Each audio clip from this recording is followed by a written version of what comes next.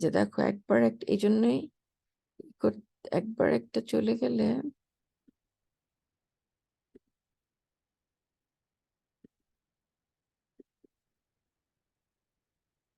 আর পাচ্ছি না, ওটা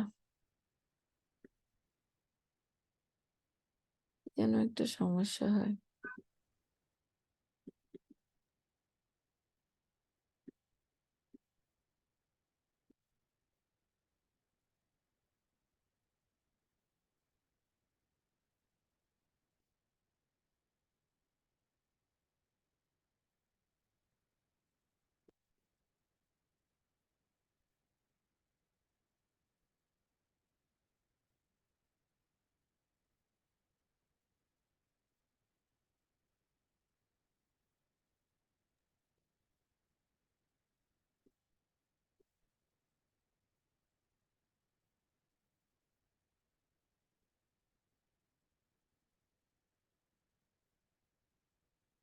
দেখা যাচ্ছে? জি মিস। Yes miss. আচ্ছা, তাহলে যেটাকে নাম্বার 3 রেফারেন্স বলবো সেটা হচ্ছে FDI in Bangladesh trends challenges and recommendations. এটার অথর হচ্ছে জয়নাল আবেদিন। হ্যাঁ, জয়নাল আবেদিন একাই। আহ, তারপরে হচ্ছে 4 নাম্বার রেফারেন্স বলবো যেটাকে, সেটা হচ্ছে FDI in foreign direct investment in Bangladesh problems and prospects. এটার অথর হচ্ছে মোহাম্মদ আব্দুল্লাহ, সরি নামটা ভুল লিখেছি এখানে, এটা হবে আব্দুল্লাহ হেল কাফি, মোহাম্মদ মাইনুদ্দিন, এম মুজাহিদুল ইসলাম। 3জন অথর আছে। বোঝার জন্য আমি ফার্স্ট অথরের নামটা শুধু লিখেছি, এফডিএন বাংলাদেশ আব্দুল্লাহ হেল কাফি। আহ, এরপরে 5 নাম্বার যেটা, সেটা হচ্ছে foreign investment in Bangladesh governance opportunities and obstacles, Syed Ahsan Khalid, এটার অথর। আর 6 নাম্বার যেটা, এই 5টা হচ্ছে পিডিএফ ফর্মে আছে, আমি দিয়ে দিব তোমাদেরকে। আর 6 নাম্বারটা একটা ওয়েবসাইট লিংক দিয়ে দিব। এটার নাম হচ্ছে FDI inflow in Bangladesh time to rethink and redesign policies. এটার লিংক দিব। এটা হচ্ছে লাইট ক্যাসেল বলে একটা মধ্যে আছে। তো এইটা হচ্ছে আহ তোমাদের যেই 6টা রেফারেন্স, এই 6টা রেফারেন্স থেকে আমরা পড়বো। তো 6টা রেফারেন্স থেকে আমরা বিভিন্ন ধরনের টপিক পড়বো। তো প্রথমে আমরা কোনটা পড়বো?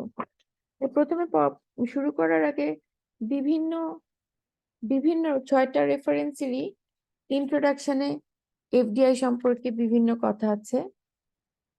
যেমন আছে হচ্ছে গিয়ে ধরো রেফারেন্স 1 এর ইন্ট্রোডাকশনে আছে যে foreign direct investment is considered as one of the vital ingredients for overall development process of a developing country like Bangladesh. Industrial development is an important prerequisite for economic growth of a developing country. আহ, তারপরে একটা আছে, Bangladesh basically একটা agrarian economy ছিল, সেখান থেকে industrial ইকোনমিতে আস্তে আস্তে পরিণত হচ্ছে। এগুলোর জন্য আমাদের ইনভেস্টমেন্ট দরকার, সেটার জন্য ফরেন ডিরেক্ট ইনভেস্টমেন্ট একটা অনেক পিভটাল রোল প্লে করতে পারে এইসব। এরপরে রেফারেন্স টুর ইন্ট্রোডাকশনে আছে foreign direct investment is a potent weapon of developing the Bangladesh economy and can play an important role in achieving the country's socio-economic objectives, including poverty reduction goals.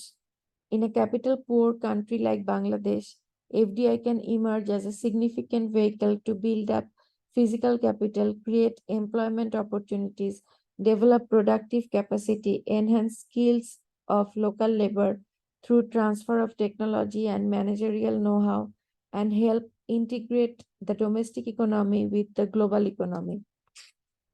তারপরে ধরো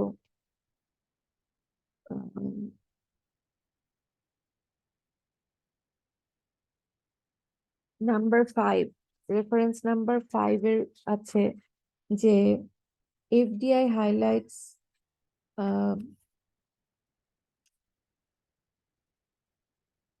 since the advent of globalization, foreign direct investment has made a vital contribution to the economic growth of a country and the global economy. FDI highlights trade and investment flows, labor mobility, capital, technology, and expertise. The seventh most populous nation globally, Bangladesh can attract foreign investment in agribusiness, garments and textile, leather, light manufacturing, power and energy, electronics, light engineering, information and communication, technology and tourism. International investment is encouraged by Bangladesh's industrial policy and export-oriented economic plan. In Bangladesh, there are minimal formal distinctions between international and domestic investors regarding investment incentives. It has a comprehensive legislative structure, industrial policies, and regulatory bodies to promote foreign investment. However, these measures seem to be largely ineffective due to several obstacles. আচ্ছা, এই ইন্ট্রোডাকশনে যে কথাগুলো বললাম, এই কথাগুলোকে যদি আমরা সহজ ভাষায় বলি, তাহলে যেটা দাঁড়ালো সেটা হচ্ছে যে ফরেন ডিরেক্ট ইনভেস্টমেন্ট একটা ডেভেলপিং কান্ট্রির ডেভেলপমেন্টের জন্য অত্যন্ত ভাইটাল একটা ইনগ্রেডিয়েন্টস। এটা ইন্ডাস্ট্রিয়াল ডেভেলপমেন্টের জন্য একটা প্রিরিকুইজিট বাংলাদেশের মতো একটা কান্ট্রির জন্য, যেখানে বাংলাদেশ অ্যাগ্রেরিয়ান একটা ইকোনমি থেকে ইন্ডাস্ট্রিয়াল ইকোনমির দিকে মানে দ্রুত পরিবর্তিত হচ্ছে। সেখানে এটা একটা অত্যন্ত ইম্পর্টেন্ট একটা ইনগ্রেডিয়েন্টস। এবং তারপরে আমরা যেগুলো বলেছি সেগুলোর মধ্যে আরো যেসব পয়েন্ট আছে, সেটা হচ্ছে যে এটা একটা potent weapon for a developing country like Bangladesh. এক সেকেন্ড, আচ্ছা আমি রেফারেন্সটার স্ক্রিনশট নিয়ে নিয়েছো তোমরা? নিয়ে নিলে আমি Yes, ma'am. আচ্ছা আহ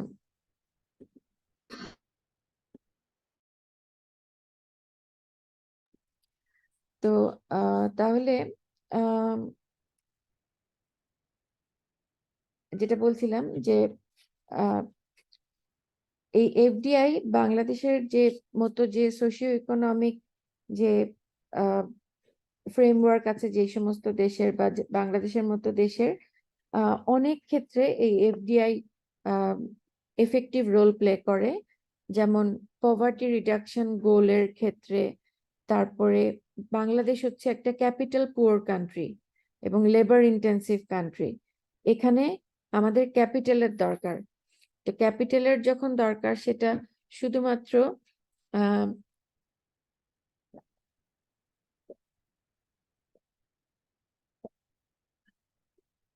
শুধুমাত্র ডোমেস্টিক সোর্স থেকে এনাফ ক্যাপিটাল আমরা অ্যাকুমুলেট করতে পারি না।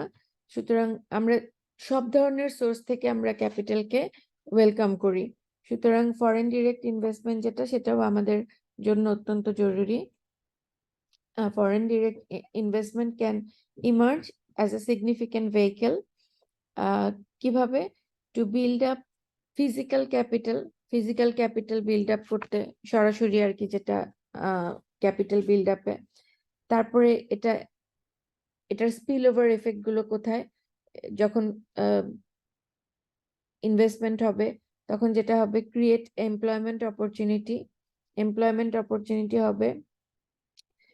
এমপ্লয়মেন্ট অপরচুনিটি হলে প্রথমে যেটা বলেছি যে to for poverty reduction goals, employment opportunity হলেই তো পভার্টি রিডাকশন হবে। তারপরে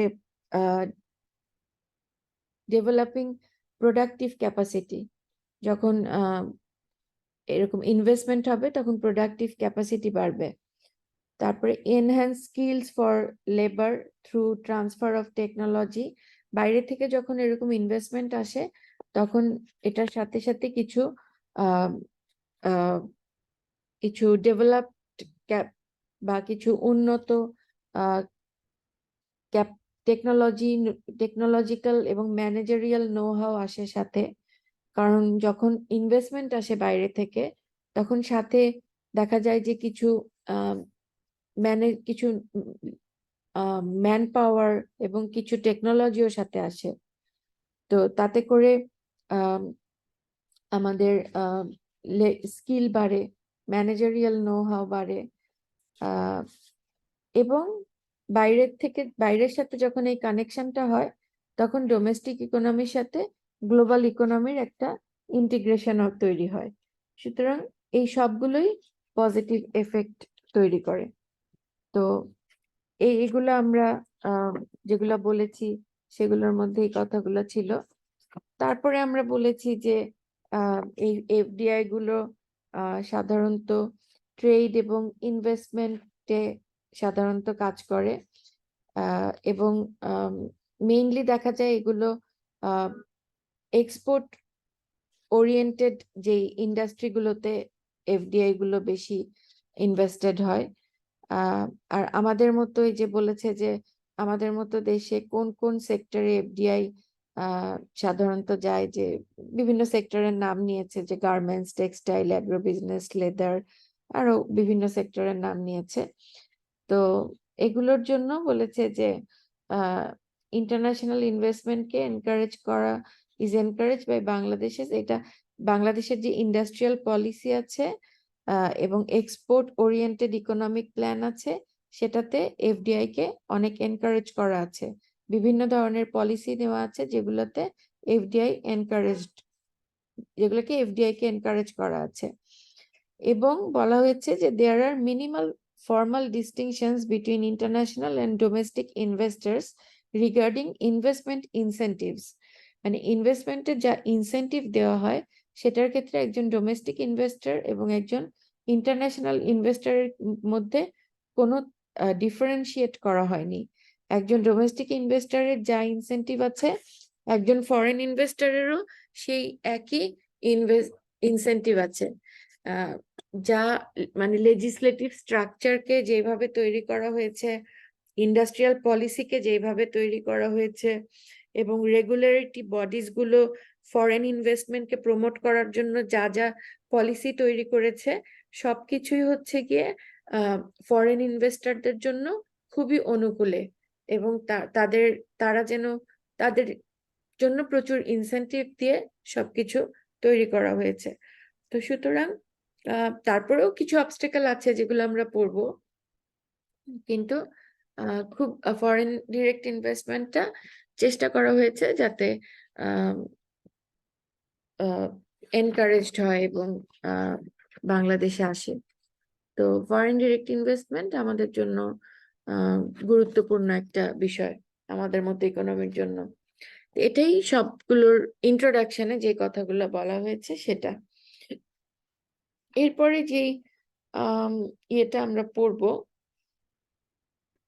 টপিকটা আমরা পড়বো, সেটা হচ্ছে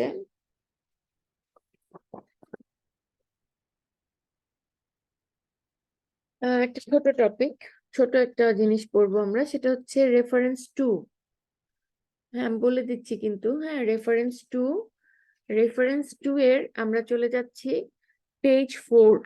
আমি এই কথাগুলো যে বলছি না, এইগুলো একটু খাতায় লিখবে। হ্যাঁ, রেফারেন্স টু পেজ 4, যাতে তোমরা পরবর্তীতে যখন পড়তে যাও আজকের লেকচার নোটটা দেখে খুব সহজেই বের করে ফেলতে পারো।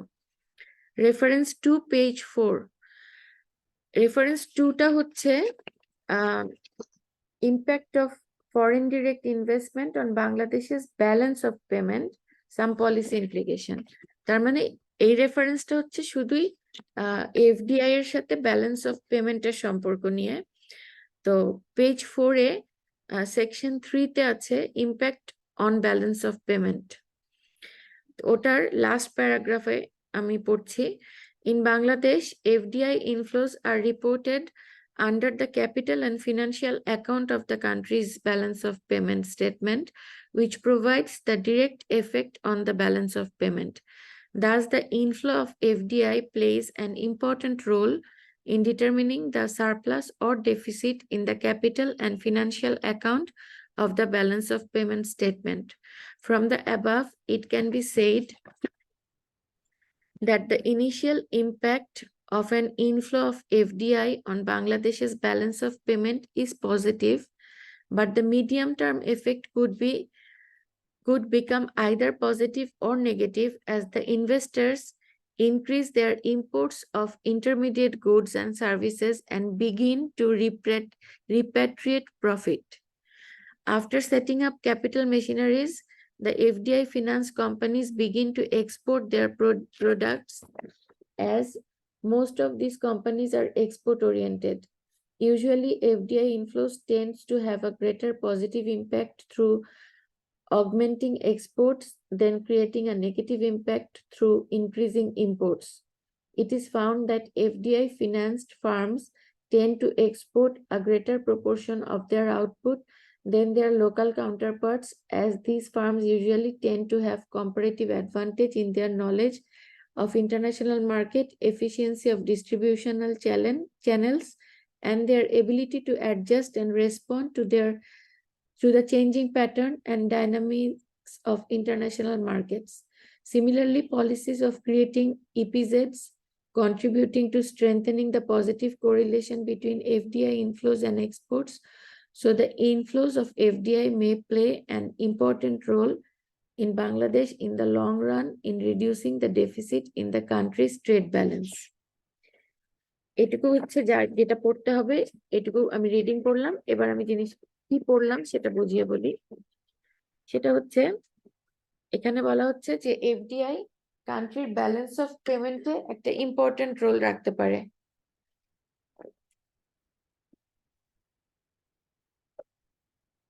যেটা হচ্ছে যে এফডিআই সাধারণত কান্ট্রির ব্যালেন্স অফ পেমেন্টে ক্যাপিটাল অ্যান্ড ফিনান্সিয়াল অ্যাকাউন্টের নিচে মানে এটাকে রিপোর্ট করা হয়। সুতরাং এটা ডিরেক্টলি সারপ্লাস মানে ব্যালেন্স অফ পেমেন্ট কি সারপ্লাস হবে না ডেফিসিট হবে সেটাতে ইম্পর্টেন্ট রোল প্লে করে ডিটারমাইন করার জন্য। তো এখান থেকে আমরা বুঝতে পারি যে initial impact of an inflow of FDI, FDI এর যে ইনফ্লো সেটা ব্যালেন্স অফ পেমেন্টে একটা পজিটিভ এফেক্ট রাখবে বলেই মনে হচ্ছে যে হ্যাঁ, যখন ইনফ্লোটা আসছে প্রথম এফডিআইটা ঢুকছে, এসে ঢুকলে একটা পজিটিভ ইম্প্যাক্ট হবে, সেটা ব্যালেন্স অফ পেমেন্টের পজিটিভ সাইডে যাবে, মানে সারপ্লাস দেখাবে। কিন্তু এফডিআই যখন আসবে তখন ইনভেস্টমেন্ট হবে, এবং এগুলো বলছে যে এগুলো বেশিরভাগই এক্সপোর্ট ওরিয়েন্টেড ইন্ডাস্ট্রিতে এগুলো সাধারণত ইয়ে হয়, ইনভেস্টেড হয়, বা অন্য ইন্ডাস্ট্রিতেও যদি হয়। যখন একটা ম্যানুফ্যাকচারিং এ বা একটা ইন্ডাস্ট্রিতে এগুলো ইনভেস্টেড হবে, এই এফডিআইটা ইনভেস্টেড হওয়ার পরে যখন প্রোডাকশনে যাবে তখন এটার এফেক্ট মিডিয়াম টার্মে গিয়ে পজিটিভও হতে পারে, নেগেটিভও হতে পারে। কারণ এফডিআই আসাটা পজিটিভ, কিন্তু আসার পরে এফডিআই আসার পরে দুইটা নেগেটিভ ইম্প্যাক্ট হতে পারে, দুইটা নেগেটিভ ঘটনা ঘটতে পারে মানে ব্যালেন্স অফ পেমেন্টের ক্ষেত্রে। সেটা হচ্ছে যে যখন প্রোডাকশন শুরু হবে তখন কিছু র মেটেরিয়ালস, মেশিনারি, ইকুইপমেন্ট এগুলো ইম্পোর্ট হবে। যখন এগুলো ইম্পোর্ট হবে তখন আবার ফরেন কারেন্সি বেরিয়ে যাবে। তো ফরেন কারেন্সি যখন বেরিয়ে যাবে তখন সেটা আবার একটা নেগেটিভ ইম্প্যাক্ট তৈরি করবে। আবার এরা হচ্ছে ফরেন ইনভেস্টর, এরা যখন প্রথমত ইনভেস্ট করার সময় সাথে সাথেই তার প্রফিট হবে না, কিন্তু পরবর্তীতে মিডিয়াম টার্মে বা একটু পরে গিয়ে যখন এটা প্রফিট করা শুরু করবে তখন তো ফরেন ইনভেস্টররা তাদের প্রফিট গুলো তাদের নিজস্ব কান্ট্রিতে, সোর্স কান্ট্রিতে নিয়ে যাবে। তখন প্রফিট গুলো যখন তারা আবার নিয়ে যাওয়া শুরু করবে তখন সেটা আবার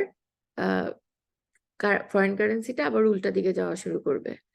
সুতরাং ওই মেশিনারিজ বা র মেটেরিয়ালস বা ইকুইপমেন্ট গুলো ইম্পোর্টের মাধ্যমে ফরেন কারেন্সি চলে যাবে, এবং ওদের প্রফিট গুলো যখন ওরা নিয়ে যাবে সেটার মাধ্যমে আবার ফরেন কারেন্সি চলে যাবে, যদিও ইনভেস্টমেন্টের মাধ্যমে ফরেন কারেন্সি আসছে।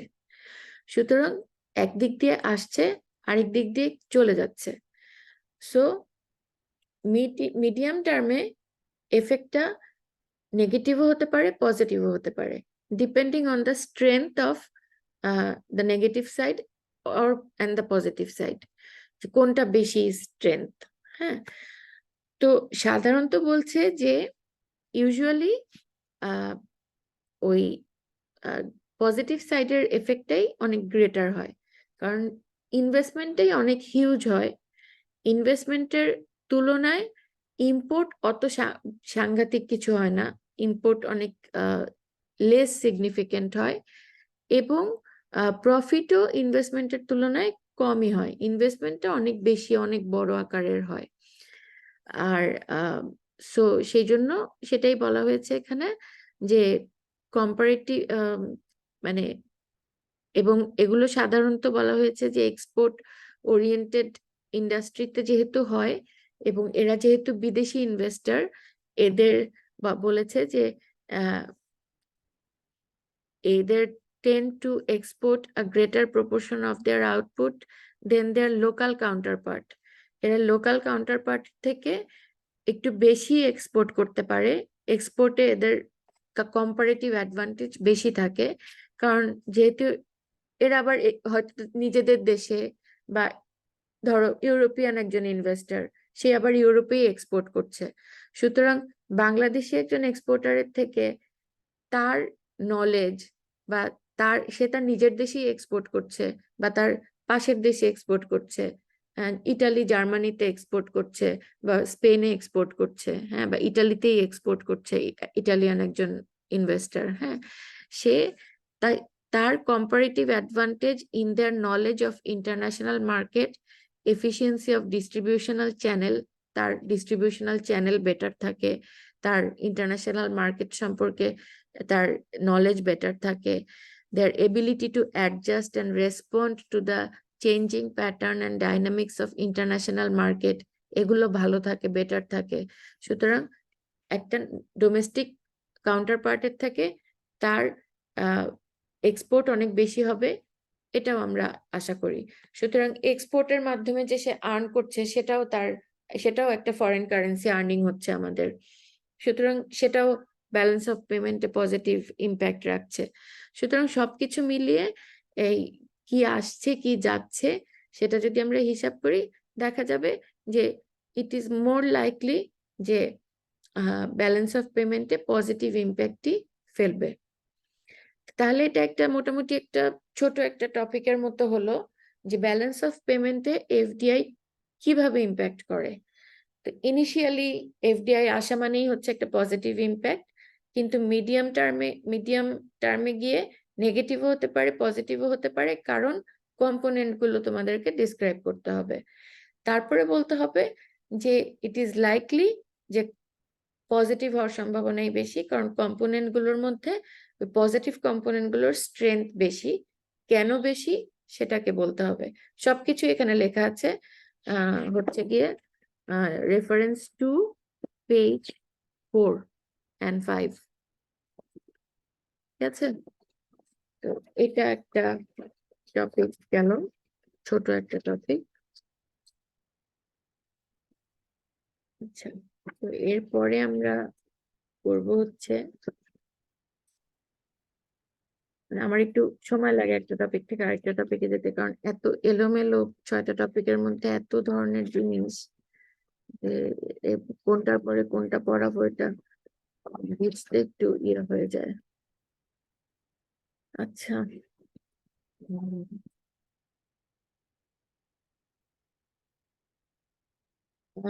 রেফারেন্স 5-এ আছে হচ্ছে গিয়ে রেফারেন্স 5, হ্যাঁ, রেফারেন্স 5-এ পেজ 3, রেফারেন্স 5-এর পেজ 3-তে আছে যে দেখবে কতগুলো পয়েন্ট আছে। এই পয়েন্টগুলো আছে হচ্ছে গিয়ে যে কি কি কি কি অ্যাক্ট বা পলিসি আছে যেগুলো ফরেন ডিরেক্ট ইনভেস্টমেন্টের জন্য বাংলাদেশে ফেভারেবল, ফরেন ডিরেক্ট ইনভেস্টমেন্টের জন্য ফেভারেবল অ্যাক্ট বা পলিসি কি কি আছে। যেমন regulatory framework for foreign investment in Bangladesh, হ্যাঁ, এগুলো পড়লেই বুঝতে পারবে। তারপরে ফরেন প্রাইভেট ইনভেস্টমেন্ট অ্যাক্ট, তারপরে the foreign direct investment policy, তারপরে the Bangladesh investment development authority BIDA, এই অথরিটিটা আছেই হচ্ছে গিয়ে to facilitate local and global private sector investment. এরা তোমার ইনভেস্টরদেরকে মানে ইনভেস্টরদেরকে হেল্প করার জন্য এবং ফেসিলিটেট করার জন্য আছে। তারপরে one step service act of 2018, হ্যাঁ, একটা তৈরি করা হয়েছে ইনভেস্টরদেরকে ইনভেস্টরদের সুবিধার জন্য। ওয়ান স্টেপ সার্ভিস, আগে যেমন ইনভেস্টরদেরকে একজন ইনভেস্টরকে নতুন একটা সেট আপ করার জন্য, নতুন একটা ইনভেস্টমেন্ট করার জন্য অনেকগুলো ডিপার্টমেন্টে ঘুরতে হতো। এই ওয়ান স্টপ সার্ভিসের মাধ্যমে এখন যেমন তার একটা জায়গাতেই অনেকগুলো কাজ হয়ে যায়। It enables domestic and foreign investors to submit regulatory documents to a single location or entity, thus streamlining the approval process. In 2019, Bangladesh introduced the one-stop service rule to the Act. The service include accelerating company information, TIN and VAT registration, work permit issuance, energy and utility connection, repatriation of money and profit, and environment clearance. মানে এতগুলা কাজ একটা জায়গায় হয়ে যাচ্ছে। By April 2020, এই আর্টিকেলটা হয়তো 2020 একটু আগ দিয়ে, এই জন্য বলেছে যে by April 2020 BIDA intends to expand its online assistance to 154 services across 35 agencies. In addition to BIDA, 3 other investment promotion agencies promote domestic and international investment and provide one-stop services. Bangladesh intends to consolidate its 4 investment promotion agencies into a single online platform. মানে এখানে বোঝাতে চাচ্ছে যে একটা one stop service টাইপের একটা কিছু করার ইচ্ছা আছে সামনে বাংলাদেশের। এটা 19 সালের লেখা আর্টিকেল, সম্ভবত না 19 সালের লেখা তো না, এখানে তো 21 সালের ইয়েও আছে, ডেটাও আছে। এটা তো 21 সালের পরের আর্টিকেল, কেন লিখেছে যে, যাই হোক কিছু ইনফরমেশন হয়তো আগের ওদের। তারপর ন্যাশনাল ইন্ডাস্ট্রিয়াল পলিসি 2021, সেখানেও ফরেন ডিরেক্ট ইনভেস্টরদেরকে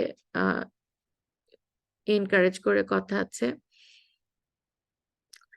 তারপরে ডিসপিউট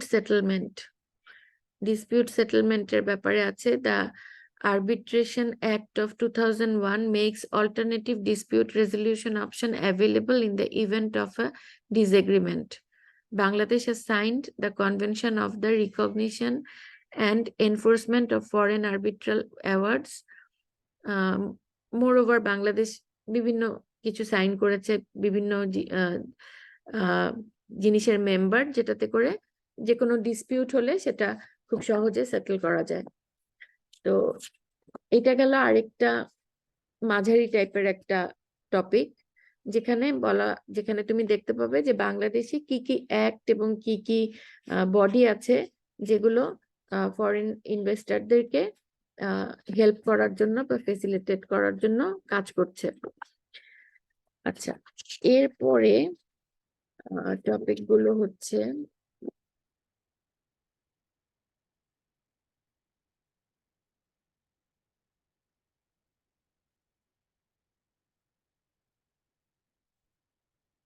এরপরে একটা খুবই ছোট একটা টপিক পড়াবো, সেটা হচ্ছে ডিটারমিনেন্টস অফ এফডিআই। এটা একটা খুবই ছোট শর্ট কোশ্চেনের মতো জিনিস। এটা হচ্ছে তোমার রেফারেন্স 4 পেজ 48, রেফারেন্স 4 পেজ 48। আমি আগে জিনিসটা পড়ি, তারপরে শোনো তোমরা আগে, তারপরে Arguments supporting FDI in developing countries suggest that recipient countries need to fulfill some preconditions to create a favorable business environment. It has certain advantages to both the host country and their investor. Host countries' macroeconomic policy, tax regime, regulatory practices are critical determinants for attracting FDI. The foreign investors are also benefited by penetrating a market, gaining access to raw materials, diversifying business activity, better rationalizing production processes, and overcoming some exporting drawbacks like trade barriers and transport costs. Internal factors of host countries are important determinants for attracting FDI. Host country location related factors that mainly comprise of natural resources, cheap labor, proximity to markets and political, economical, legal and infrastructural factors play a significant role to motivate investors. Some other factors such as source seeking, import substituting and export platform also create supporting conditions for FDI inflows to developing countries. The host countries are inspired to seek FDI for generation and expansion of job opportunities, increasing indirect competition within domestic markets, and transfer of improved technology and management techniques, transferring technical know-how, etc. FDI enriches local markets to host countries with quality goods and products as well as its minimize import cost of the country. এখানে বলেছে যে FDI যে তুমি attract করবে সেই attract করার জন্য তোমার কি কি ডিটারমিনেন্ট কি, তোমাকে কি কি কন্ডিশন থাকতে হবে বা এফডিআই কেন আসবে তোমার এখানে, আসতে গেলে তোমার কি ডিটারমিনেন্ট গুলো কি কি। তো এখানে যেগুলো বলেছে যে রিসিপিয়েন্ট কান্ট্রি যেটা যারা এফডিআই কে রিসিভ করবে তাদের কিছু কিছু প্রিকন্ডিশন ফুলফিল করতে হবে তোমাকে এই এফডিআই অ্যাট্রাক্ট করার জন্য। তাকে একটা ফেভারেবল বিজনেস এনভায়রনমেন্ট ক্রিয়েট করতে হবে, সেটার জন্য যাতে করে এই অ্যাডভান্টেজ গুলো for both the host country and the investor সবার জন্য এই ফেভারেবল বিজনেস এনভায়রনমেন্টটা ক্রিয়েট করতে হবে। সেটার জন্য কি কি করতে হবে, হোস্ট কান্ট্রির macro economic policy, tax regime, regulatory practices, এগুলো হচ্ছে critical determinants for attracting FDI. তোমার যদি ম্যাক্রো ইকোনমি সিচুয়েশন খুব খারাপ থাকে দেশের, তোমার যদি ট্যাক্স খুব হাই ট্যাক্স, খুব ট্যাক্স সিচুয়েশন, খুব ট্যাক্সের ডিজাইন খুব খারাপ থাকে, তোমার যদি রেগুলেটরি প্র্যাকটিস খুব স্ট্রিক্ট হয়, খুব খুব মানে বাজে রকমের রেগুলেটরি প্র্যাকটিস থাকে, তো কেউ তোমার এখানে ইনভেস্ট করতে আসতে চাইবে না। সুতরাং এগুলোকে সবকিছুকে খুব ফেভারেবল এবং খুব বিজনেস ফ্রেন্ডলি হওয়া লাগবে। তারপরে the foreign investors are also benefited by,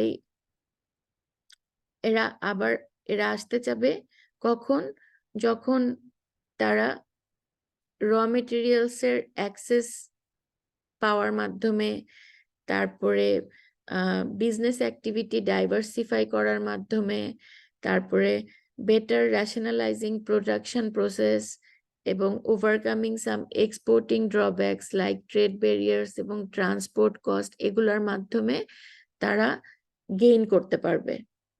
তার মানে হচ্ছে যে তারা এমন একটা দেশ খুঁজতে চায় ইনভেস্ট করার জন্য যে দেশে তাদের র মেটেরিয়ালের বেটার অ্যাক্সেস আছে, তারপরে যে দেশে তাদের বিজনেস অ্যাক্টিভিটি ডাইভার্সিফাই করার সুযোগ আছে, যে দেশে তাদের প্রোডাকশন প্রসেসকে রেশনালাইজ করার বেটার অপরচুনিটি আছে, এবং যে দেশে তাদের এক্সপোর্ট ড্রব্যাক গুলো ওভারকাম করার মতো সুযোগ আছে।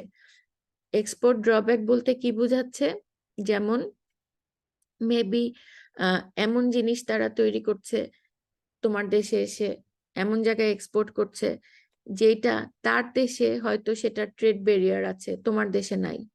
সুতরাং সে তোমার দেশে এই অপরচুনিটিটা আছে দেখে তোমার এখানে এসে সে এই ট্রেড ব্যারিয়ারটা নাই দেখে সে সেই জিনিসটা ইনভেস্ট করছে সেটাতে। তো ট্রেড ব্যারিয়ার নাই যেখানে, সেখানে সে ইনভেস্ট করছে। তারপরে বেটার ট্রান্সপোর্টেশন কস্ট হয়তো এখানে কম, চিপার ট্রান্সপোর্টেশন কস্ট আছে, সেই জন্য হয়তো এখানে সে ইনভেস্ট করছে। সুতরাং এই সমস্ত জিনিস দিয়ে তাকে অ্যাট্রাক্ট করতে হবে। এগুলো ডিটারমাইন করে FDI K. These are the determinants of FDI. তারপরে এছাড়াও কিছু ইন্টারনাল ফ্যাক্টর থাকে হোস্ট কান্ট্রির, যেগুলা important determinants for attracting FDI. যেমন হচ্ছে হোস্ট কান্ট্রির লোকেশন। হোস্ট কান্ট্রির লোকেশন ইম্পর্টেন্ট, কারণ লোকেশনের উপরে ডিপেন্ড করে যে হোস্ট কান্ট্রির ন্যাচারাল রিসোর্সেস কেমন। যেমন তুমি যদি মিডল ইস্টে অবস্থিত হও তাহলে তোমার অনেক অয়েল থাকবে, হ্যাঁ, সেটাতে অনেকে অ্যাট্রাক্টেড হতে পারে। তারপরে ডিপেন্ড, তুমি যদি তোমার জিওগ্রাফিক্যাল লোকেশনের উপরে তোমার ন্যাচারাল রিসোর্স কেমন আছে সেটা ডিপেন্ড করবে। তুমি যদি এমন একটা কান্ট্রি হও যেখানে কোনো ন্যাচারাল রিসোর্সই নাই, তাহলে সেটা একটা ডিসঅ্যাডভান্টেজ এফডিআই এর জন্য। তারপরে চিপ লেবার, তোমার তোমার কান্ট্রির, এগুলো ইন্টারনাল ডিটারমিনেন্ট, তোমার ইন্টারনাল বেনিফিট গুলো যেগুলো, যেমন আমাদের জন্য চিপ লেবারটা অনেক বড় একটা অ্যাডভান্টেজ।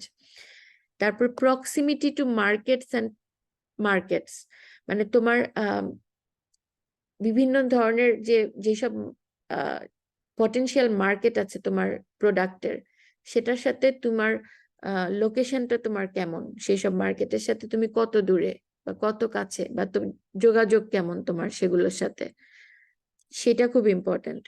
তুমি সেই সব মার্কেটে তুমি রিচ করবে কিভাবে।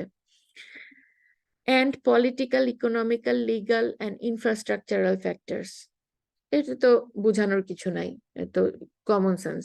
যেটা তুমি যদি খুব একটা পলিটিক্যালি আনস্টেবল কান্ট্রিতে নিশ্চয়ই কেউ যাবে না ইনভেস্ট করতে, হ্যাঁ। যেমন এখন পলিটিক্যালি খুব আনস্টেবল কান্ট্রি কোনগুলো আছে, যেমন ধরো কিছু আফ্রিকান নেশন আছে, মায়ানমার আছে, এগুলোতে কেউ যাবে? কেউ যাবে না।